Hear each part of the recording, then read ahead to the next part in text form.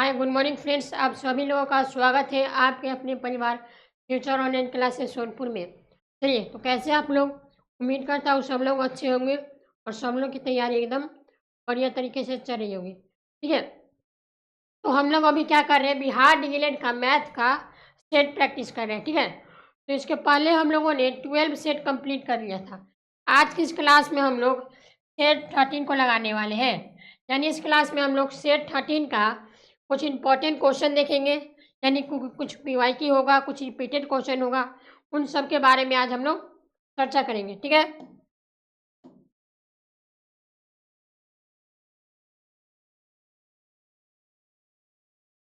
हाँ तो चलिए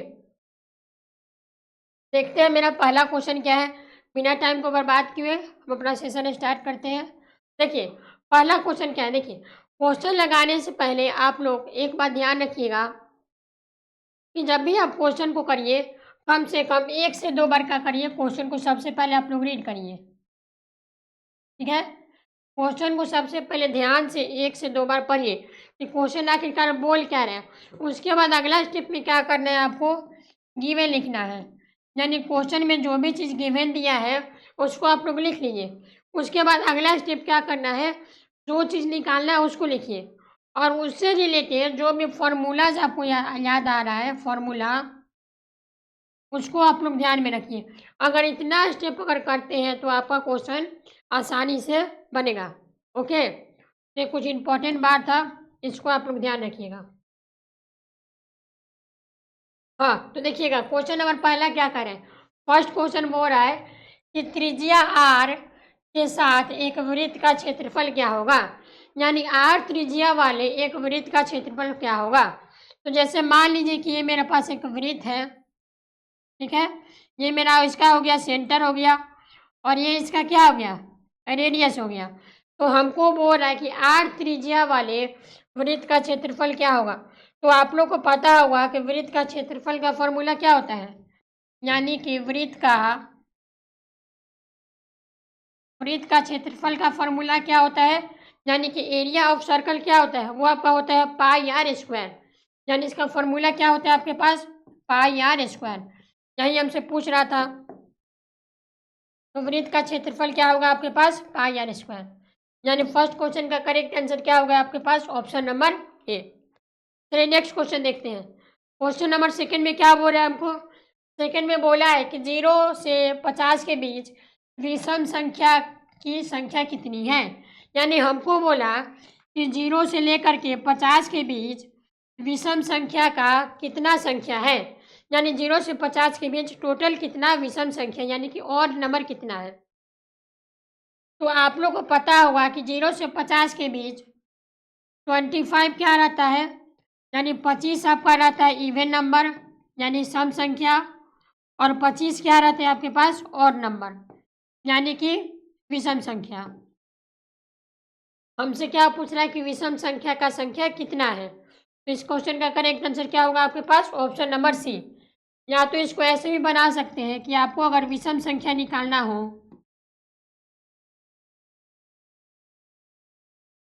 तो विषम संख्या क्या होगा, 50 माइनस 0/2। यानी बाद वाला माइनस पहले वाला अब बटा में 2, यानी कितना आ गया 50/2। यानी विषम संख्या का संख्या कितना है, 25 है। ये सिंपल क्वेश्चन था। इस क्वेश्चन का करेक्ट आंसर क्या होगा आपके पास, ऑप्शन नंबर सी। ये बेसिक क्वेश्चन है। चलिए अगला क्वेश्चन देखते हैं। Question number third. Question number third में क्या है, निम्नलिखित आंकड़ा का माध्य अगर 2.6 हो तो x का मान ज्ञात करिए। यानी कि हमको इस क्वेश्चन में एक आंकड़ा दिया हुआ है और उसमें हमको x का वैल्यू निकालना है, यानी ये वाला हमको वैल्यू निकालना है। और एक और चीज़ गिवन है कि हमको इसका माध्य दे दिया। माध्य कितना है, 2.6। तो सबसे पहले क्वेश्चन में गिवन क्या है, मेरे पास क्वेश्चन में गिवन है कि इसका माध्य जो है, माध्य कितना है आपके पास 2.6। उसके बाद हमको निकालना क्या है, x का वैल्यू। यानी कि एक आंकड़ा है 1 2 3 1 0 2 4 0 5 और 1। ये मेरे पास एक आंकड़ा है। अब इस आंकड़ा का हमको एक्स का वैल्यू निकालना है। तो आप लोग बताइए कि माध्य का फॉर्मूला क्या होता है। यानी मीन का अगर फॉर्मूला की बात करें तो मीन का फॉर्मूला होता है सम ऑफ ऑब्जर्वेशन अपन में क्या, नंबर ऑफ ऑब्जर्वेशन। यानी जितना भी आंकड़ा पद दिया है उन सब का योग बटा में एन का वैल्यू। यानी यहाँ से माध्य बराबर क्या लिखिएगा, एन पदों का योग बटा में क्या, एन का वैल्यू। अब यहाँ से देखिए, यहाँ से आप क्या करिएगा, क्वेश्चन में आपको माध्य ऑलरेडी गिवन है। माध्य कितने आपके पास 2.6, तो यहाँ लिखिएगा 2.6 एन पदों का योग। यानी जितना भी आंकड़ा दिया है उन सब का क्या, सम। यानी यहाँ लिखिएगा 1 + 2 + 3 + 1 + 0 + 2 + 4 + और अपन में नीचे में क्या लिखिएगा, नंबर ऑफ टर्म। यानी इसमें कुल मिलाकर कितने टर्म है, तो इसमें कुल मिलाकर 10 टर्म है। अब हमको यहाँ से x का वैल्यू निकालना है। तो अगर इस 10 को अगर उधर भेज दे तो ये क्या होगा, 2.6 इंटू में 10 बराबर, इन सब को अगर ऐड करिएगा तो कितना आएगा, 2 1 3 3 3 6 1 7 7 2 9 9 4 13 और 13 और 5 18। यानी यहाँ इधर इक्वल टू इधर साइड आएगा 18 + x। यानी यहाँ से आपको क्या होगा, अगर पॉइंट नीचे ला दें तो 10 से 10 क्या होगा, कैंसिल होगा। यानी यहाँ से बच गया आपको 26 बराबर में 18 + x।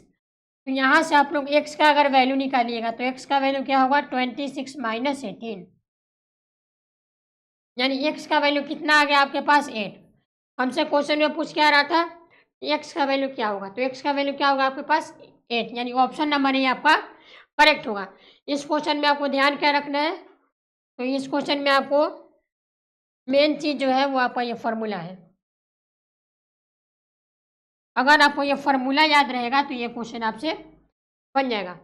चलिए नेक्स्ट क्वेश्चन देखते हैं, क्वेश्चन नंबर 4। क्वेश्चन नंबर 4 में क्या है, एक दुकानदार अपनी साड़ियों का मूल्य लागत मूल्य से 20% अधिक निर्धारित करता है।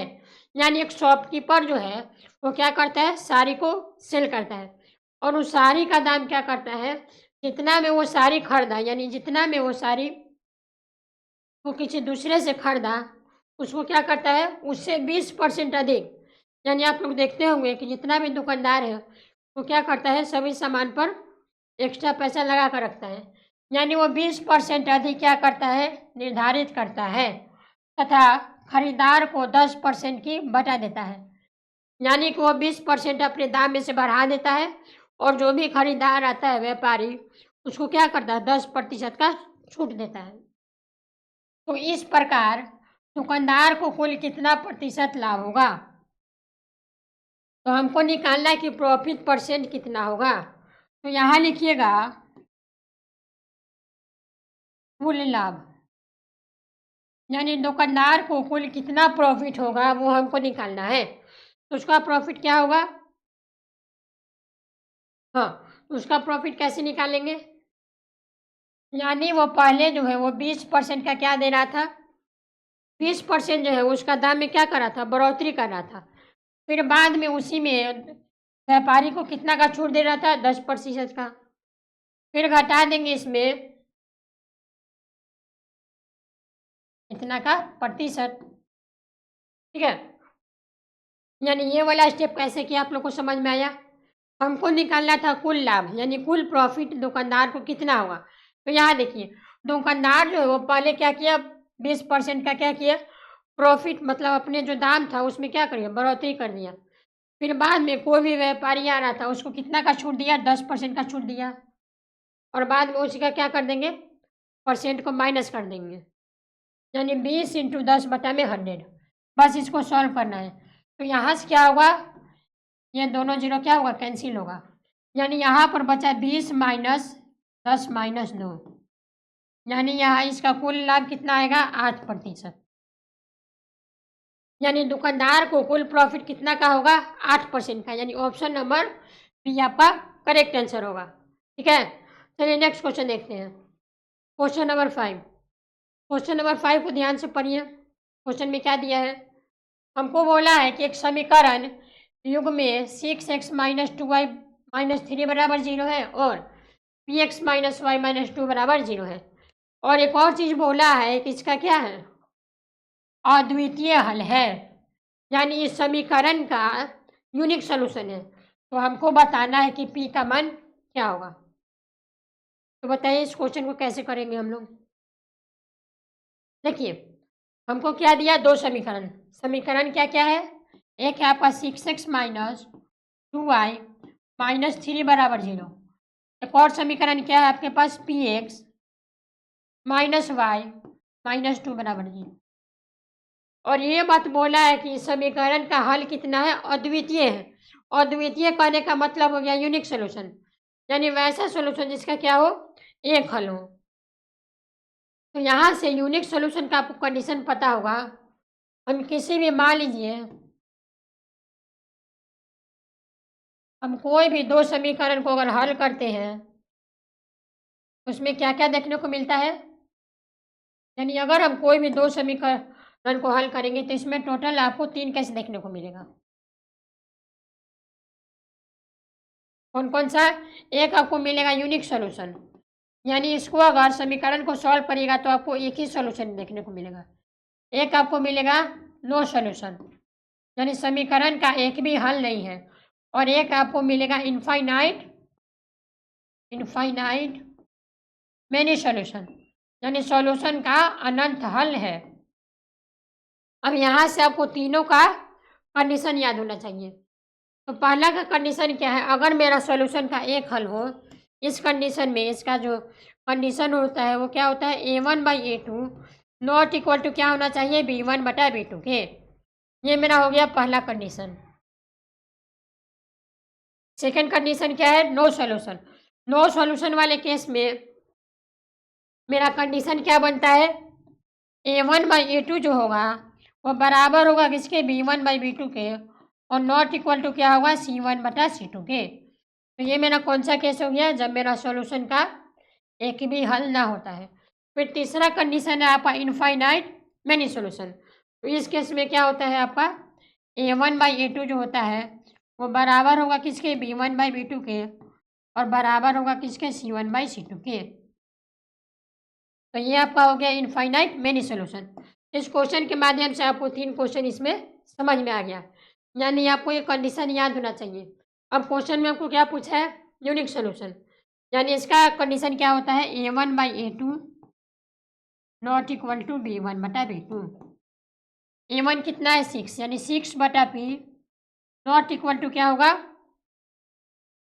b1/b2, यानी क्या, -2/-y, यानी माइनस से माइनस कैंसिल होगा, यानी यहाँ से आपको मिलेगा, इसको अगर आप सॉल्व करिएगा तो यहाँ से आपको देखने को मिलेगा 2p बराबर 2p नॉट इक्वल टू क्या है, 6y। तो यहाँ से आपको क्या मिलेगा,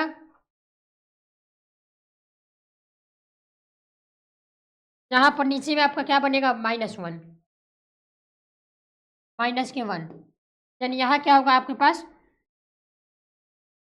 2p नॉट इक्वल टू 6, यानी यहाँ से अगर p का वैल्यू निकालें तो p नॉट इक्वल टू क्या होगा, 3 होगा। यानी इस क्वेश्चन का करेक्ट आंसर आपका क्या बनेगा, p नॉट इक्वल टू 3, यानी p का वैल्यू जो है वो 3 के बराबर नहीं होगा। यानी इस क्वेश्चन का आपका करेक्ट आंसर होगा ऑप्शन नंबर बी। ठीक है, चलिए अगला क्वेश्चन देखते हैं, क्वेश्चन नंबर 6। क्वेश्चन नंबर 6 में क्या करना है हमको वैल्यू निकालना है 1 + tan² a बटा में 1 + cot² a किसके बराबर होगा,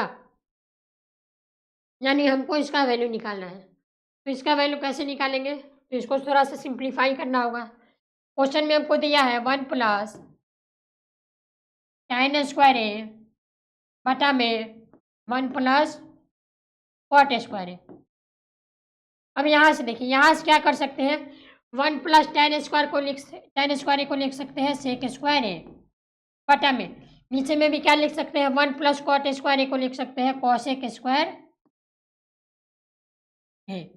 क्योंकि यहाँ से आपको आइडेंटिटी पता होगा, आपको 3 आइडेंटिटी ध्यान में रखना है। कौन कौन, पहला आपका है sin² theta plus cos square theta बराबर 1। ये आपका पहला आइडेंटिटी। दूसरा आइडेंटिटी हो गया सेक स्क्वायर थीटा माइनस के टेन स्क्वायर थीटा बराबर 1। और तीसरा आइडेंटिटी क्या हो गया आपके पास, cosec square theta minus cot square theta बराबर 1। तो ये तीन आइडेंटिटी को आपको ध्यान में रखना है, ठीक है। अब देखिए यहाँ पर क्या था, 1 + tan स्क्वायर ए, यानी 1 अगर इस tan को अगर उधर भेज दें तो 1 + tan स्क्वायर ए का वैल्यू क्या आ गया, सेक स्क्वायर ए, यानी यहाँ सेक स्क्वायर ए और यहाँ कॉसेक स्क्वायर ए। अब देखिए सेक स्क्वायर ए को क्या लिख सकते हैं, तो सेक जो होता है वो क्या होता है, कॉस का उल्टा होता है, यानी इसको लिख सकते हैं 1/में कॉस स्क्वायर ए। सिमिलरली नीचे में क्या करेंगे, कॉसेक जो होता है वो क्या होता है, साइन का उल्टा होता है, यानी यहाँ लिख देंगे 1/में साइन स्क्वायर में ए। अब बस ये वाला साइन ऊपर चल जाएगा और ये वाला कॉस नीचे चल जाएगा, तो यहाँ से आपको दिखेगा साइन स्क्वायर a/में कॉस स्क्वायर ए। अब साइन बाई कॉस क्या होता है, साइन बाई कॉस होता है आपका टेन, यानी साइन स्क्वायर a/कॉस स्क्वायर ए आपका क्या बनेगा, टेन स्क्वायर ए। तो इस क्वेश्चन का करेक्ट आंसर क्या बनेगा आपका, टेन स्क्वायर ए, यानी ऑप्शन नंबर ए आपका करेक्ट होगा। तो आई होप ये क्वेश्चन आप लोग को समझ में आया होगा। चलिए अगला क्वेश्चन देखते हैं। क्वेश्चन नंबर 7 में क्या बोल रहा है, 7 में बोल रहा है कि 5.5 सेंटीमीटर त्रिज्या वाला एक वृत्त का दो समानांतर स्पर्श रेखा के बीच का दूरी क्या होगा। यानी हमको बताना है कि एक वृत्त है, उसके बाद दो समानांतर स्पर्श रेखा के बीच का डिस्टेंस। तो सबसे पहले क्या करते हैं, एक वृत्त को ड्रॉ कर लेते हैं। ये मेरा हो गया एक वृत्त, इस पर क्या करना है, दो पैरेलल क्या करना है, टेंजेंट ड्रॉ करना है।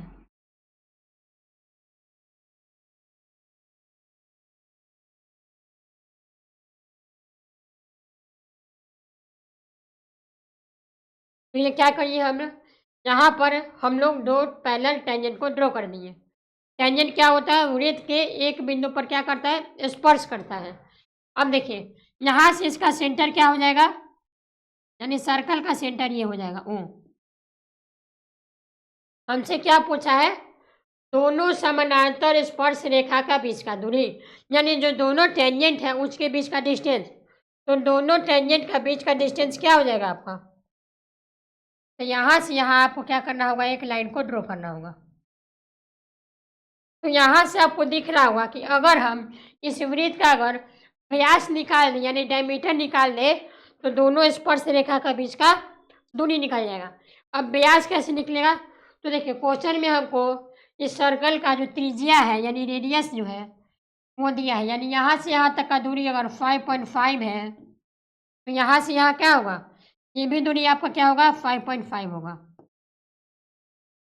बस तो यहाँ लिखिएगा रेडियस बराबर कितना है, 5.5 सेंटीमीटर। तो डायमीटर क्या होता है, रेडियस का डबल होता है, इसीलिए 5 2 इंटू में 5.5 यानी कितना आ गया, 11 सेंटीमीटर। यानी दोनों स्पर्श रेखा का बीच का दूरी कितना होगा, 11 सेंटीमीटर। यानी आपका ऑप्शन नंबर ए आपका करेक्ट आंसर होगा। चलिए नेक्स्ट क्वेश्चन देखते हैं। क्वेश्चन नंबर 8 क्या है आपके पास, हाँ क्वेश्चन नंबर 8 में देखिए क्या है क्वेश्चन, हमको एक बहुपद दिया है और इसका एक शून्य दिया है, तो हमको निकालना है के का मान। आसान क्वेश्चन है।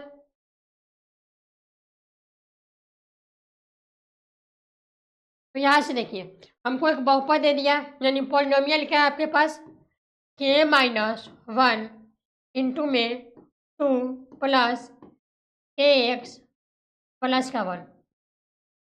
अब यहाँ से इसको थोड़ा सिंप्लीफाई करिएगा तो क्या होगा, 2k - 2 प्लस kx प्लस 1।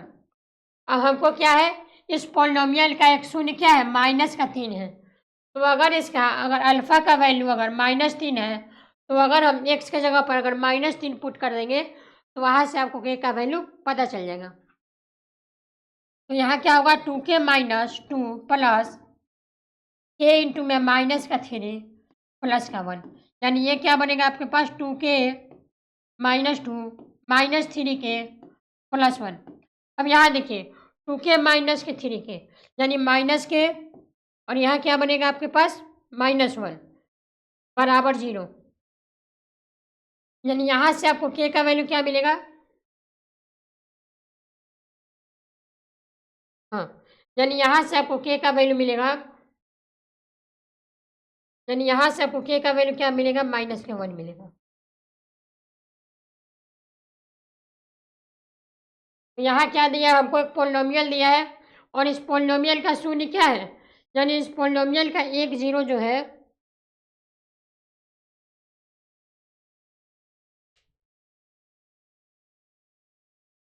हाँ, यहाँ पर थोड़ा सा क्वेश्चन में मिस्टेक है, यहाँ पर आपका जो है ना वो एक्स स्क्वायर है, तो यहाँ पर थोड़ा सा ध्यान दीजिएगा, यहाँ पर एक्स स्क्वायर है, ठीक है। यानी यहाँ से आपका क्वेश्चन क्या हो जाएगा,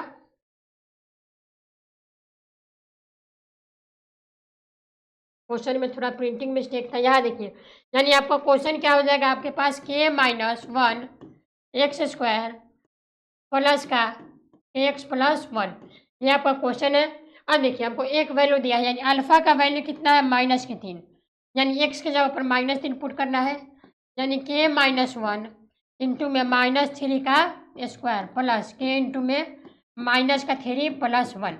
बस अब सिंपल सा इसको हमको सॉल्व करना है, यानी यहाँ क्या होगा, k-1 इंटू में 3 का स्क्वायर क्या होगा 9, यानी इंटू के 9 प्लस -3 के और प्लस 1, बस इसको मल्टीप्लाई करिए, यानी 9k माइनस 9 माइनस के 3k प्लस 1, यानी यहाँ से क्या आपका बनेगा 6k माइनस 8 बराबर 0, यानी यहाँ से आपको क्या देखने को मिलेगा, 6k बराबर 8, यानी k का वैल्यू क्या आएगा आपके पास 8/6, यानी कितना 4/3, यानी इस क्वेश्चन का करेक्ट आंसर आपका क्या होगा 4/3, यानी ऑप्शन नंबर सी आपका करेक्ट होगा, ठीक है। अगला क्वेश्चन देखते हैं, क्वेश्चन नंबर 9। क्वेश्चन नंबर 9 में क्या बताना है, 188/220 का सरलतम रूप, यानी कि इसका सिंपलेस्ट फॉर्म क्या होगा। बहुत ही आसान प्रश्न है, हमको बताना है कि 188/220 का सिंपलेस्ट फॉर्म, यानी इसको काट के क्या करना है, छोटा बनाना है, 144, 110, 72, 55,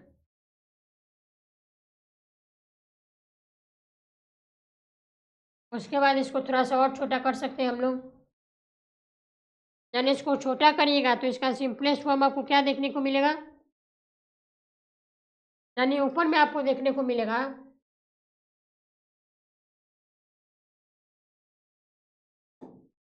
यहाँ आपका होगा 92 और यहाँ आपका होगा 47, यानी इसका सिंपलेस्ट फॉर्म क्या निकल के आ गया आपके पास 47/55, यानी यही इस क्वेश्चन का करेक्ट आंसर होगा, यानी 47 अपन में क्या है 55, यानी ऑप्शन नंबर ये आपका करेक्ट होगा।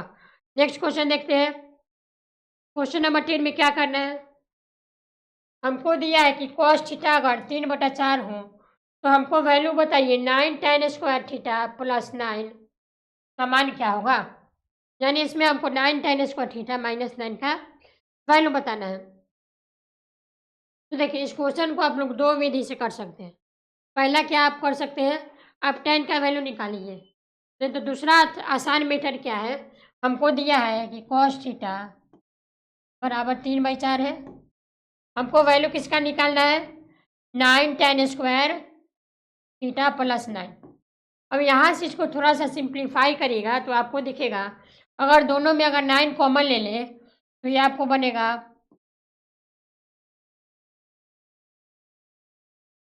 ये आपको बनेगा 1 प्लस tan स्क्वायर थीटा, ठीक है। अब हम लोग जानते हैं कि 1 प्लस tan स्क्वायर थीटा क्या होता है, अभी हम लोगों ने पीछे पढ़ा है, वो मेरा होता है सेक स्क्वायर थीटा, यानी इसके जगह पर हम लोग क्या लिख सकते हैं सेक स्क्वायर थीटा, यानी 9 सेक स्क्वायर थीटा। अब हम लोग जानते हैं कि सेक किसका उल्टा होता है कॉस का, यानी इसको लिख सकते हैं 9/में कॉस स्क्वायर थीटा। अब कॉस स्क्वायर थीटा हमको मालूम है कितना है 9 इंटू में कॉस स्क्वायर थीटा का वैल्यू कितना है 3/4, यानी 3/4 का स्क्वायर। इसको सॉल्व करिए, यानी ऊपर में है आपका 9, नीचे में देखिए 3 का स्क्वायर कितना होता है, 9 होता है, और 4 का स्क्वायर होता है आपके पास 16।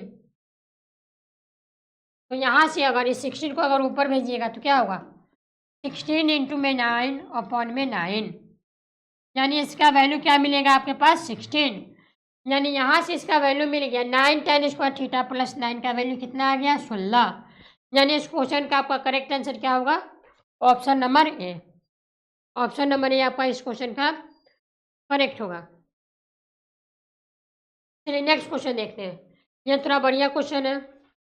11 नंबर क्वेश्चन में क्या है आपके पास, यदि वितरण का मान अगर 6 हो तो निम्न सारणी का अज्ञान बारंबारता क्या होगा।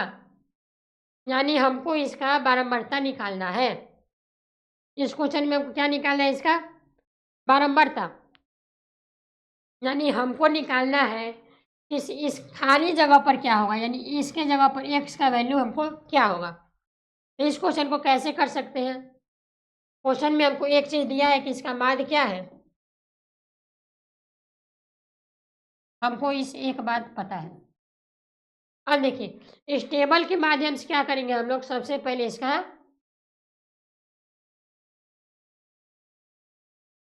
इस टेबल के माध्यम से सबसे पहले इसका क्या करेंगे, तो टेबल को देखिएगा, यहाँ पर आपका क्या है, वर्ग है।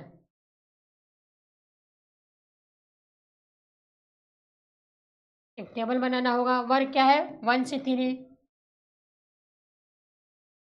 3 से 5, 5 से 7 और 7 से 9, यह आपका क्या है, वर्ग है। उसके बाद इसका बारंबारता, यानी बारंबारता मतलब होता है इसका फ्रीक्वेंसी, यानी इसका बारंबारता क्या दिया है, यानी यहाँ पर इसका बारंबारता लिखिए।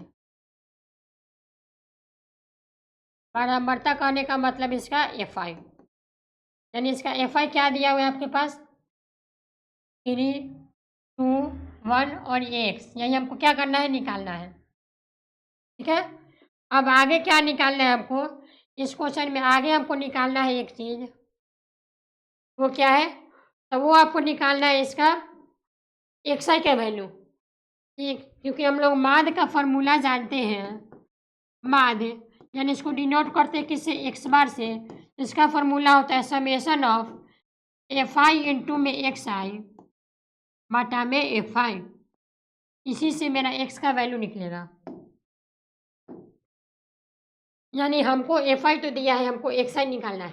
तो XI कैसे निकलता है, तो XI निकालने के लिए हमको करना होगा upper limit plus lower limit बटा 2, इससे आपका XI निकलेगा। यानी upper limit plus lower limit by 2, यानी यहाँ पर ये वाला पहला वाला आपका हो गया अपर लिमिट,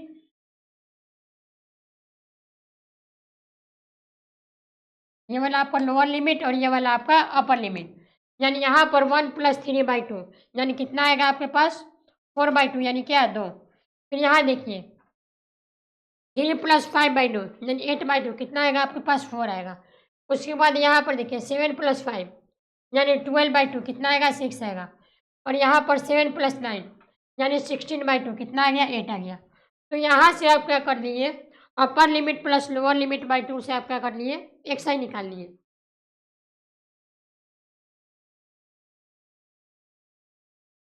फिर यहाँ से आपको एक और चीज़ निकालना है,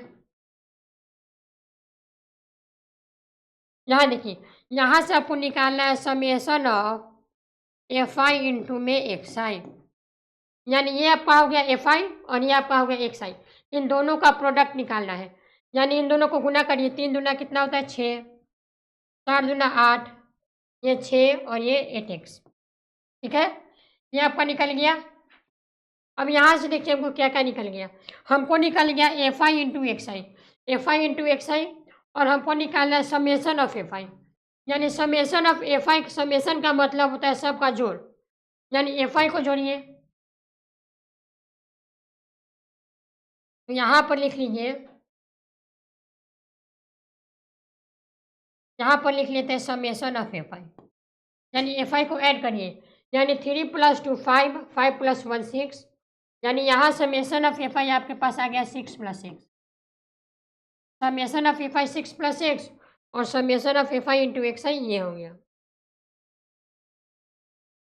अब यहाँ से वो सिर्फ माद का फॉर्मूला लगाना है, यानी माद का फॉर्मूला लगाइएगा तो क्या होगा,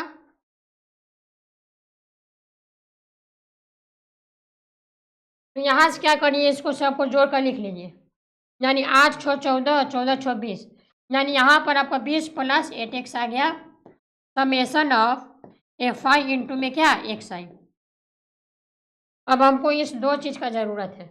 अब यहाँ से देखिए अगला पेज में देखिए, यहाँ से माद बराबर क्या जानते हैं, यानी एक्स बराबर बार जानते हैं, summation of F I multiply by X I और बटा में समेसन ऑफ एफ आई। अब क्वेश्चन में माद ऑलरेडी गिवन है, माद कितना है आपके पास, माद आपको दिया है कितना 6, यानी यहाँ से लिखिएगा 6 बराबर में summation of F I into X I, यानी F I into X I का वैल्यू कितना है 20 + 8x, यानी यहाँ क्या आएगा आपके पास 20 + 8x बटा में समेसन ऑफ एफ आई क्या होगा 6 + 6, यानी नीचे में आएगा आपके पास 6 + 6, बस इसको इधर मल्टीप्लाई करिए, यानी 36 + 6x बराबर होगा 20 + 8x। बस अब यहाँ से x वाले टर्म को एक साथ, यानी 36 - 20 बराबर 8x - 6x, तो यहाँ से 2x बराबर क्या आ गया 16, यानी x का वैल्यू क्या होगा, x का जो वैल्यू होगा वो कितना होगा 8 होगा, यानी इस क्वेश्चन का करेक्ट आंसर आपका होगा 8, यानी ऑप्शन नंबर बी आपका इस क्वेश्चन का करेक्ट आंसर होगा। ये क्वेश्चन आप लोग को समझ में आया, इस क्वेश्चन को 1-2 बार अपने से बनाइएगा, ठीक है, तब आपको ये क्वेश्चन समझ में आ जाएगा। चलिए नेक्स्ट क्वेश्चन देखते हैं। क्वेश्चन नंबर 12 में क्या है, एक्स का किस मान के लिए इसका बहुलक 4 होगा, यानी एक्स का किस वैल्यू के लिए इसका बहुलक 4 होगा। हमको आंकड़ा दिया हुआ है 1 5 3 4 7 4 x और 7, तो यहाँ पर इसका बहुलक क्या दिया हुआ है, बहुलक अगर इसका 4 है तो इसका कहने का मतलब क्या, अगर इसका बहुलक 4 है तो इस 4 का बराबरता सर्वाधिक होगा, यानी 4 जो है वो सबसे ज़्यादा बार आया होगा। तो यहाँ देखिए 4 कितने बार आया है 2 बार,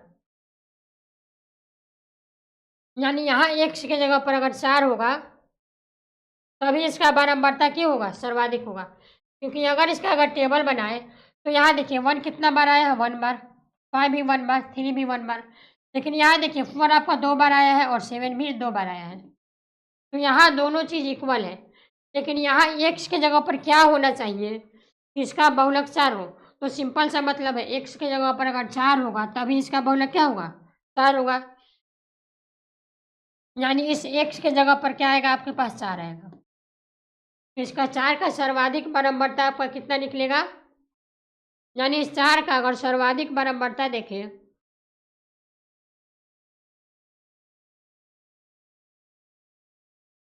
यानी क्या हुआ 2 से ज़्यादा होना चाहिए, यानी कितना होना चाहिए 3 होना चाहिए, यानी ऑप्शन नंबर बी आपका करेक्ट होगा, यानी 4 अगर 3 बार आ जाए तो अब इसका क्या होगा बहुलक 4 होगा। अगला प्रश्न क्वेश्चन नंबर 13 क्या है, द्विघात समीकरण x² - x + 7 का मूल्यों का प्राकृतिक ज्ञात करिए, यानी हमको मूल्यों का नेचर बताना है, यानी इसका जो रूट होगा उसका नेचर क्या होगा, कोई मेरा वास्तविक तथा समान होगा या फिर वास्तविक तथा असामान्य होगा या फिर कोई वास्तविक मूल होगा। तो सबसे पहले इसका मूल निकालना होगा, तो इसका मूल कैसे निकलेगा, तो हमको इक्वेशन है x² - x + 7 बराबर 0, तो अगर आप इसको मिडिल टर्म स्पीड के माध्यम से अगर इसको सॉल्व करिएगा तो इक्वेशन आपसे क्या होगा सॉल्व नहीं होगा। तब इसका हल कैसे निकलेगा, इसमें आपको लगेगा धाराचार विधि, यानी सबसे पहले इसका डिस्क्रिमिनेंट निकालना होगा, उसका फॉर्मूला क्या होता है b² - 4ac, ठीक है, यानी यहाँ देखिए b की जगह पर कितना है 1, यानी यहाँ पर होगा आपके पास -1 का स्क्वायर -4, a की जगह पर है आपका 1 और सी के जगह पर है आपका 7, यानी 1 माइनस 28 कितना आ गया आपके पास, माइनस के 27। तो यहाँ पर इसका डिस्क्रिमिनेंट क्या आ गया, निगेटिव में आ गया, यानी बी स्क्वायर माइनस 4ac का वैल्यू 0 से छोटा आ गया। इस केस में मेरा मूल्यों का जो नेचर होता है, यानी इस केस में मेरा मूल का नेचर क्या हो जाएगा,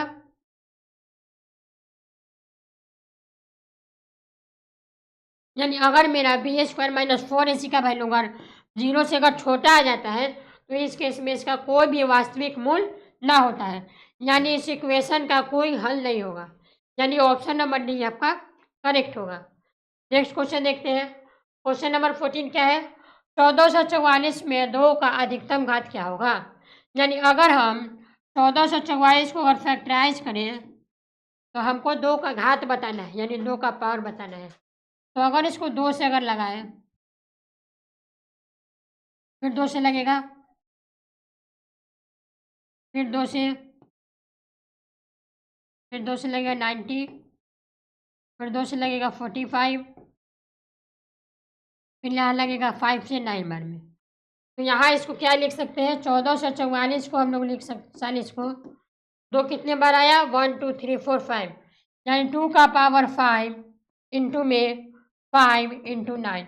हमको किसका घात बताना है, हमको बताना है कि 2 का अधिकतम घात क्या है। तो यहाँ पर आप लोग को दिख रहा होगा कि 2 का घात कितना है, 5 है, यानी इस क्वेश्चन का करेक्ट आंसर होगा आपका ऑप्शन नंबर ए। अगला क्वेश्चन देखते हैं। क्वेश्चन नंबर 15 क्या है आपके पास,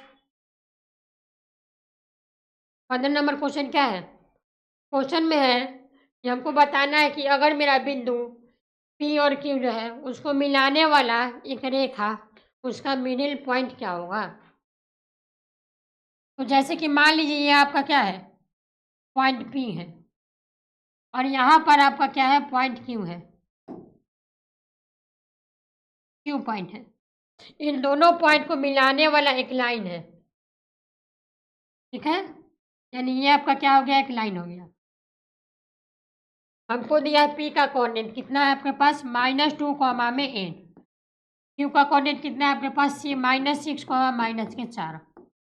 अब हमको बोला है कि दोनों पॉइंट को मिलाने वाला जो लाइन है इसका मिडिल पॉइंट का कोऑर्डिनेट क्या होगा। तो हम मान लेंगे कि इसके दोनों पॉइंट को मिलाने वाला पॉइंट क्या है, एक्स है, ए है। इस ए पॉइंट का कोऑर्डिनेट क्या है, एक्स कॉमा वाई। तो यहाँ से आपको अगर मिड पॉइंट फार्मूला अगर याद हो तो मिड पॉइंट फार्मूला क्या होता था, अगर आपको एक्स कोऑर्डिनेट निकालना है तो क्या करेंगे, x1 प्लस x2/2। अगर आपको वाई कोऑर्डिनेट निकालना है तो क्या करेंगे, y1 प्लस y2/2। ये आपका दोनों क्या होता है आपके पास, मिड पॉइंट फार्मूला। यानी अगर आपको 2 पॉइंट दिया रहे और उसके बीच का अगर मिड पॉइंट निकालना है तो ये वाला फार्मूला का क्या करेंगे, इस्तेमाल करेंगे। तो यहाँ से क्या होगा, अगर हमको एक्स कोऑर्डिनेट लिखना है तो x1 प्लस x2/2, यानी -2 प्लस -6/2, यानी कि कितना, -8/2, यानी एक्स कोऑर्डिनेट आपको मिल गया -4। सिमिलरली अगर वाई कोऑर्डिनेट निकाले तो क्या करेंगे, y1 प्लस y2/2, यानी कितना, 8 प्लस -4/2, यानी कितना आएगा, 4/2, यानी कि y का वैल्यू कितना आ गया, 2। अब हमको कोऑर्डिनेट लिखना है एक्स कॉमा वाई, यानी एक्स का वैल्यू कितना है, -4 और y का वैल्यू 2, यानी -4,2 आपका इस क्वेश्चन का करेक्ट आंसर होगा, यानी ऑप्शन नंबर डी आपका करेक्ट होगा।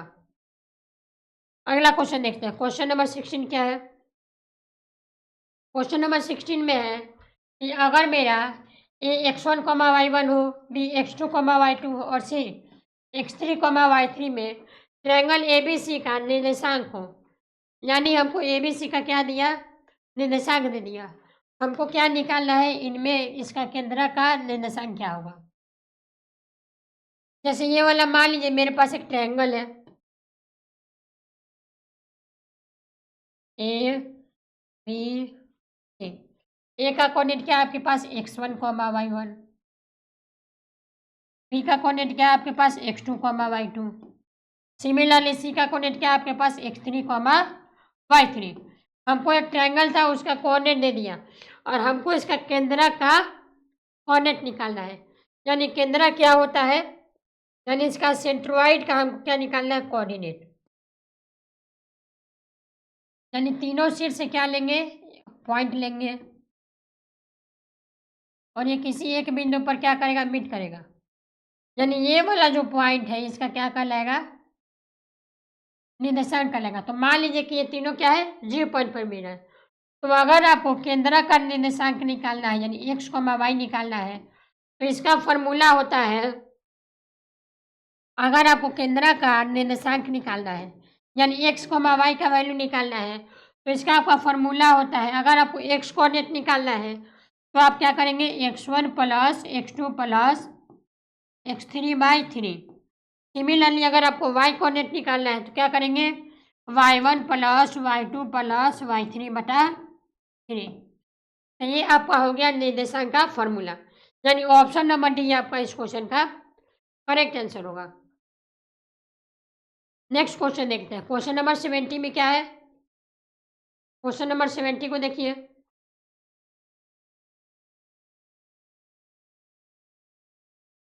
हाँ देखिएगा, क्वेश्चन नंबर 70 भी आसान क्वेश्चन है। क्या बोला, किसी त्रिभुज में निम्नलिखित में कौन सा संभव नहीं है। यानी हमको बताना है कि कोई भी त्रिभुज में कौन सा बात संभव नहीं है, यानी पॉसिबल नहीं है। दो अधिक कोण, दो न्यून कोण, प्रत्येक कोण 60 डिग्री या दो समकोण। तो सबसे पहले समझिए अधिक कोण क्या होता है, वैसा एंगल जो क्या हो 90 डिग्री से ग्रेटर देन 90 डिग्री हो, यानी 90 से बड़ा, 90 डिग्री से बड़ा, उसको क्या बोलते हैं हम लोग, अधिक कोण। न्यून कोण क्या होता है, वैसा कोण जो 90 से क्या हो, 90 से छोटा हो। और समकोण क्या होता है, वैसा वैसा कोण जिसका क्या हो, दो एंगल कितना हो, यानी दो एंगल का सम क्या हो, 180 90 डिग्री हो। यानी यहाँ लिखिएगा दो कोणों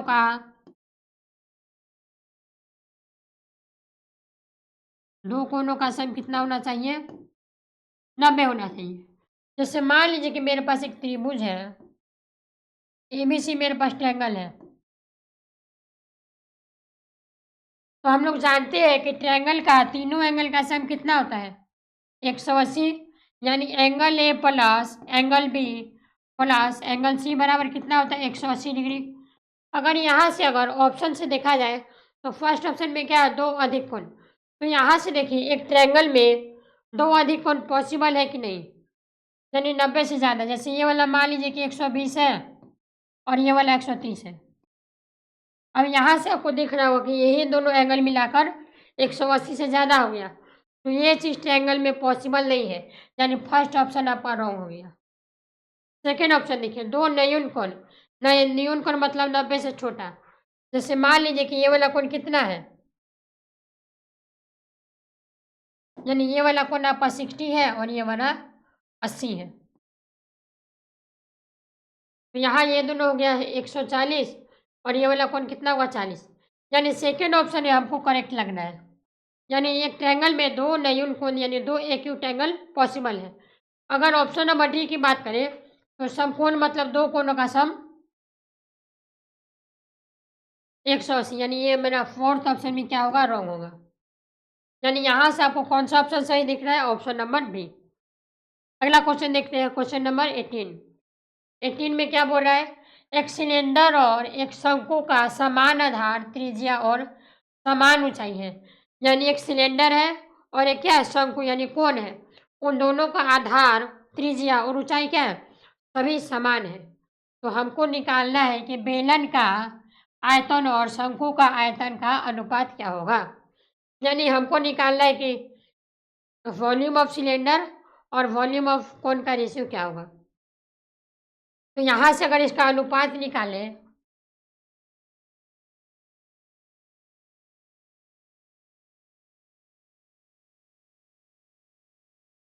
यानी इसका अनुपात क्या होगा, हमको अनुपात निकालना है किसका किसका, बेलन का और शंकु का। तो यहाँ से बताइए सबसे पहले कि वॉल्यूम ऑफ सिलेंडर क्या होता है, यानी बेलन का आयतन का फॉर्मूला क्या होता है, वो आपका होता है पाई आर स्क्वायर एच बटा में शंकु का आयतन का फॉर्मूला होता है 1/3 पाई आर स्क्वायर एच। अब यहाँ से आपको दिख रहा होगा कि इसका जो है ऊंचाई और त्रिज्या समान है, यानी ये वाला दोनों कैंसिल होगा, आर स्क्वायर से आर स्क्वायर भी कैंसिल, पाई से पाई भी कैंसिल, यानी इसका आपका रेशियो दिख रहा होगा 1/3, यानी 1:3, यानी बेलन और शंकु का आयतन का रेशियो क्या आ गया आपके पास 1:3, यानी ऑप्शन नंबर सी आपका इस क्वेश्चन का करेक्ट आंसर होगा। ये क्वेश्चन आप लोग को समझ में आ गया होगा। नेक्स्ट क्वेश्चन देखते हैं, क्वेश्चन नंबर 19। क्वेश्चन नंबर 19 में क्या करना है हमको, हमको एक बोला है कि y बराबर क्या है ax + 3 है, और हमको एक कोऑर्डिनेट दे दिया, तो हमको a का वैल्यू बताना है। बताइए इस क्वेश्चन को कैसे करेंगे हम लोग, यानी हमको एक इक्वेशन दिया और कोऑर्डिनेट दिया, तो इस कोऑर्डिनेट को अगर ध्यान से आप लोग देखिएगा, कोऑर्डिनेट क्या है 4,19। तो यहाँ से आपको दिख रहा होगा कि x का वैल्यू क्या है, x का वैल्यू 4 है और y का वैल्यू 19 है, यानी यहाँ से आपको x और y का वैल्यू पता है, यानी x बराबर 4 पुट करना है और y बराबर क्या पुट करना है 19। तो यहाँ से क्या होगा y की जगह पर 19, यानी 19 बराबर में 4a + 3, यानी यहाँ से 4a बराबर कितना आ गया 16 आ गया, यानी 4 से इसको काटेंगे 4 टाइम, यानी ए का जो वैल्यू होगा वो कितना होगा 4 होगा, यानी इस क्वेश्चन का करेक्ट आंसर होगा आपका ऑप्शन नंबर ए, यानी ए का वैल्यू कितना होना चाहिए 4 होना चाहिए। नेक्स्ट क्वेश्चन 20 नंबर क्वेश्चन क्या है आपके पास, क्वेश्चन नंबर 20 को देखिए। 20 नंबर में है कि किसी वितरण का बहुलक तथा माध्य का अंतर कितना है 24 है, यानी हमको बोला बहुलक तथा माध्य, यानी इन दोनों का बीच का डिफरेंस कितना है 24 है, तो हमको बताना है, हमको क्या बताना है माध्य माइनस माध्य का अंतर क्या होगा, ये हमको बताना है। ये हम कैसे बताएंगे, तो यहाँ से आपको एक रिलेशन पता होगा, बहुलक माध्यक और माध्य में रिलेशन क्या होता है, तो यहाँ से इसका रिलेशन होता है बहुलक बराबर 3 गुना माध्यक माइनस 2 गुना माध्य। अब यहाँ से देखिए थोड़ा सा इसको सिंप्लीफाई करना है, क्योंकि हमको बहुलक और माध्य का रेशियो पता है, यानी यहाँ से क्या करते हैं हम लोग इस 3 को स्प्लिट करके लिख देते हैं माध्यक 1 माध्यक इंटू में 2 माध्यक, और यहाँ क्या था माइनस के 2 माध्यक। ऐसा करने से क्या हो गया, इस माध्य को अगर इधर भेज दे तो हमको बहुलक और माइनस माध्य का अंतर पता है, ठीक है, यानी इस माध्य को अगर इधर भेजेंगे तो यहाँ से क्या होगा आपके पास बहुलक माइनस माध्यक बराबर क्या होगा, यहाँ देखिए यहाँ पर बचेगा आपका 2 गुना माध्यक माइनस 2 गुना माध्य, यानी 2 कॉमन लीजिएगा तो यहाँ पर आपको दिखेगा माध्यक माइनस की क्या माध्य, इसी का हमको वैल्यू पता करना है। अब इसका वैल्यू तुमको पता है, इसका वैल्यू क्या हो जाएगा, इसका वैल्यू कितना हुआ 24, यानी 24 बराबर में 2 गुना माध्यक माइनस की क्या माध्य। अब यहाँ से इसको 24 2 से कटेगा 12 बार में, यानी माध्यक माइनस माध्य का वैल्यू कितना आएगा आपके पास 12, यानी इस क्वेश्चन का आपका करेक्ट आंसर क्या होगा 12, यानी ऑप्शन नंबर सी। ओके, तो ये सब क्वेश्चन आपसे बनेगा कब, जब इस सब आप क्वेश्चन को एक बार अपने से ट्राई करिएगा। चलिए क्वेश्चन नंबर 21 क्या है आपके पास, एक बिंदु से एक अन्य बिंदु तक एक सीधी रेखा खींची जा सकती है, इसे किस रूप में कहा जा सकता है। यानी ये वाला मान लीजिए एक पॉइंट है, एक अनदर पॉइंट है। हमको क्या बोला, एक बिंदु से एक अन्य बिंदु तक एक सीधी रेखा खींची जा सकती है। यानी यहाँ से एक पॉइंट से दूसरे पॉइंट के बीच एक सीधा लाइन ड्रॉ किया जा सकता है। यह बात क्या है, ये किस रूप में व्यक्त किया जा सकता है? यह एक परिमाण है, या फिर यह एक अभिव्यक्ति है, या फिर यह एक परिभाषा है, या फिर यह एक क्या अभिधारणा है? तो यहाँ से आपको दिख रहा होगा कि दो पॉइंट के बीच हम लोग एक ही लाइन को ड्रॉ कर सकते हैं। यानी आप कोई भी पॉइंट लीजिए, अगर आप दो पॉइंट के बीच अगर लाइन को ड्रॉ करिएगा तो हमेशा क्या होगा, एक ही लाइन ड्रॉ होगा। यह बात पहले से सत्य है, इसको हमको प्रूव करने का ज़रूरत नहीं है। यानी वैसा बात जिसको हमको प्रूव करने का ज़रूरत नहीं है, उसको हम लोग क्या बोलते हैं, उसको हम लोग बोलते हैं अभिधारणा। यानी वो मेरा क्या कहलाएगा, वो मेरा एक अभिधारणा है। यानी इस क्वेश्चन का करेक्ट आंसर आपका क्या होगा, ऑप्शन नंबर डी आपका करेक्ट होगा। यानी दो पॉइंट के बीच हम लोग एक ही लाइन को ड्रॉ कर सकते हैं, ये बात सत्य है। नेक्स्ट क्वेश्चन देखते हैं, क्वेश्चन नंबर 46, क्वेश्चन नंबर 22। ये लास्ट क्वेश्चन है। क्वेश्चन क्या है, एक द्विघात बहुपद जिसका मूल्यों का योग 0 हो तथा एक मूल्य अगर 4 हो तो बहुपद क्या होगा। यानी हमको निकालना है कि वो पोलिनोमियल क्या होगा जिसका सम ऑफ जीरो क्या होगा, 0 होगा, और प्रोडक्ट ऑफ जीरो 4 होगा। यानी यहाँ से इस क्वेश्चन से अगर हम लोग अगर गिवन निकाले, यानी ये क्वेश्चन बोल रहा है कि अगर अल्फा प्लस आप बीटा करिएगा तो कितना मिलेगा, 0 मिलेगा, और अल्फा इंटू बीटा करिएगा तो कितना मिलेगा, 4 मिलेगा। तो यहाँ से हमको क्या निकालना है, वो बहुपद निकालना है। यानी वो बहुपद क्या होगा,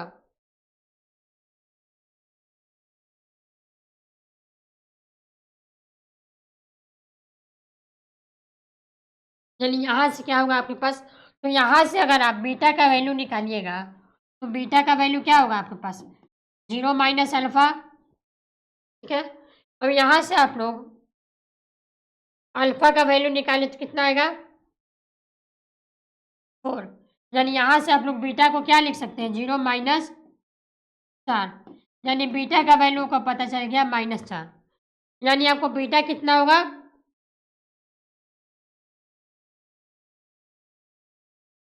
यानी यहाँ से आपको बीटा का वैल्यू कितना पता चल गया, कितना होगा, -4। अब यहाँ से आप अल्फा इंटू बीटा निकालिए।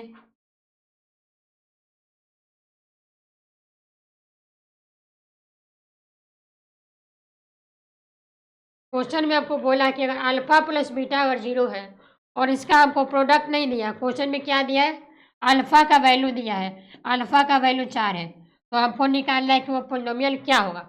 तो यहाँ से हम अल्फा का वैल्यू पुट किए तो क्या मिला, बीटा मिल गया। अब यहाँ से हम अल्फा इंटू बीटा निकाल लेते हैं। अल्फा इंटू बीटा क्या होगा, 4 इंटू में -4, यानी -16। अब यहाँ से हमको अल्फा प्लस बीटा पता चल गया और अल्फा इंटू बीटा पता चल गया। और पोलिनोमियल का जनरल फॉर्म कैसा दिखता है, x square minus alpha plus beta x plus के अल्फा इंटू बीटा। ये मेरा क्या है, पोलिनोमियल का जनरल फॉर्म। यानी x square minus alpha plus beta x plus alpha beta बराबर 0। यानी यहाँ से क्या हुआ, x square minus alpha plus beta का वैल्यू कितना है, 0 है, यानी 0 गुना में x plus alpha into beta का वैल्यू कितना है, -16। तो यहाँ से आपको पॉलिनोमियल क्या मिलेगा, एक्स स्क्वायर -16। यानी यही आपका क्या बनेगा, पॉलिनोमियल बनेगा। यानी इस क्वेश्चन का आपका करेक्ट आंसर क्या होगा, ऑप्शन नंबर ए। यानी ऑप्शन नंबर ए आपका इस क्वेश्चन का करेक्ट आंसर होगा।